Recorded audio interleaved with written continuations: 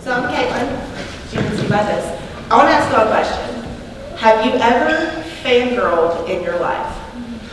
Do you know what fangirling is? You can fanboy too, it's just a lot weirder. I met Jason Whitten one time and I got to work with him. And I was very professional. Proud of myself that I was very professional. I could stand up with him, I could talk with him, didn't really have a problem with it. South by Southwest, I met Colin Cowherd. Now, Colin Cowherd is one of my favorite people that work at ESPN. Huge, huge person that I just love. And I remember after I met him, I sat down on a bench outside of the Four Seasons Hotel and I called my dad. And I was shaking on the inside so much I could barely talk, and all he could do was giggle at me. Because all these athletes I can deal with, but one reporter, and I go insane.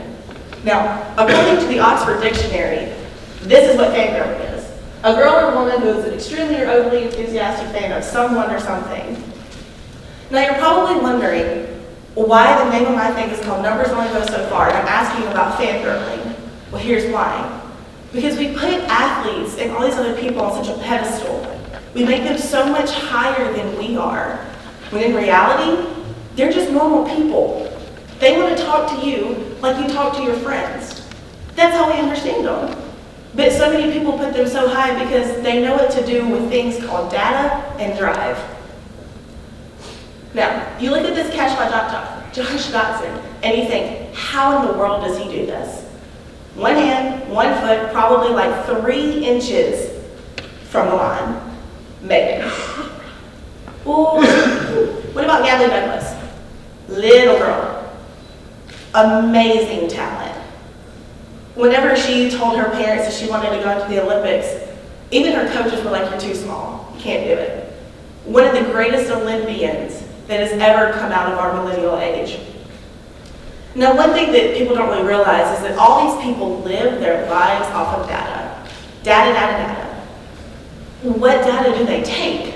Well, Nike Research Lab does wonderful things with this. They put sensors on runners so that they find out, well, how fast did you run today? Or how much did your oxygen level change or your heartbeat change whenever you ran? They even have something that tells you where the pressure point is in your feet. So you put your foot in this, and it pinpoints where the most pressure will come from. And it sends it to this athlete's app. And this app will tell them where they need to kick from, where they need to stand from, and where their balance is going to be the greatest.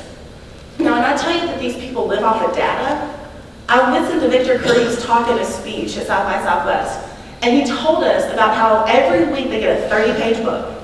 And in that 30-page book, the first 15 pages is nothing but numbers. The rest of it is just analysis. And the one thing that kind of was weird to me was, what do they actually look at? Well, they look at a lot of things. They look at your sleep, your height, your weight, your calorie intake, what's your protein level for the day? What about your sugar level?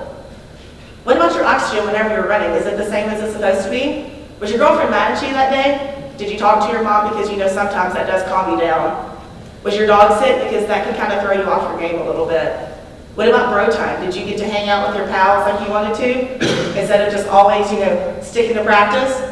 Did you get in a Twitter fight with a fan? Because I know a lot of people do that. Johnny Manziel's like perfect at it. What about the wrong reporter? Did you talk to someone that kind of twisted your words around and got your head a little crazy? Oh, by the way, what'd you have for lunch? And what about dinner? What'd you have for dinner? There is not an aspect of their lives that these people don't know. They take whatever they do in their life and they stick it into a number. And they say, this is your life, this is your life's number, and this is all that matters. But there's something really interesting to me about all the little panels I went to.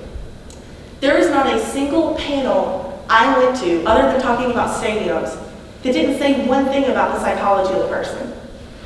Because apparently, data really doesn't matter. Take Michael Jordan. This is his infamous flu game. He played with 105 fever in Game 5 of the NBA Finals. Scored 33 points and only sat out 2 minutes the entire game. Now, I play basketball. If I'm in the rec center by myself in a good mood, I can probably pull off 30 points. Not with flu playing against some of NBA's greatest players. He did. Why? His psychology was good. His head was right. He knew what he was doing. Statistics told us that everything was zero. He wasn't going to play. He was going to sit at home like all of us do when we have the flu and be miserable. Well, what about Donald Driver? He was a 7th round draft pick. 7th round. You know, normally 7th round draft pick players don't really go very far. He did. He has 11 seasons to his name, a Super Bowl ring, and 7 1,000-yard seasons. What about this dude? He was a 1st round draft pick out of Notre Dame. All we know from him is his mugshot from the Notre Dame police. The funny part about it is, this happened while he was publicly intoxicated going back to visit friends. Spent 3 years at Notre Dame, nothing happened. He goes back and he gets arrested. But what separates these people? Why is a 1st round draft pick and mugshots and a 7th round draft pick going to the Hall of Fame? It's the psychology. Because you look at people like Josh Dodson, his head's there. He knows that if he can push himself, that he can do it. Gabby Douglas, her persistence, telling her coaches, I can do this, telling her mom and dad, you know, you're putting all this money into me and it's going to work. It's going to work. That's what matters. The numbers don't always matter. Donald Driver also proved that. Because statistically, whenever he was taken in the 7th round, no one thought he was going to do anything. They thought he was going to be one of those players, they go in their first season, and from their first season, they just kind of space out. They know they're 7th round, they're not the greatest, there's all these 1st round people, but they push themselves. They took the data that was given to them. They took all these statistics and all these things that people said that they should do with it or they could do with it, and they ran with it. Instead of just looking at the data and saying, well, you know, I'm a 1st round pick, I got this, my skill level is there, I can go party, I can go drink, I can do whatever I want, and when I hit that field, I'm that 1st round pick that they took me for. That's me. It's not. So no matter how much data or how much statistics or how much anything is behind anyone, doesn't really matter to athletes unless it's here, unless it's all in your head. So what I want you to do is look at this picture of Michael Jordan and think, what if his psychology wasn't there? Would we even know Michael Jordan? Would we even think to know of a player that can play in the NBA, turn around and play for the MLB, and come back to the NBA and still be as great as he was? So just think about it. You could be just like these people. You don't have to fangirl all the time. You don't have to be that person in the crowd that's just, oh my gosh, it's a player, I know him, that's awesome, he's great. You could be that player. These Fitbits that everyone's wearing, or all this data that these people take for themselves, do something with it. Because I promise you, if you do something with it and you set your mind right, so many wonderful things can happen.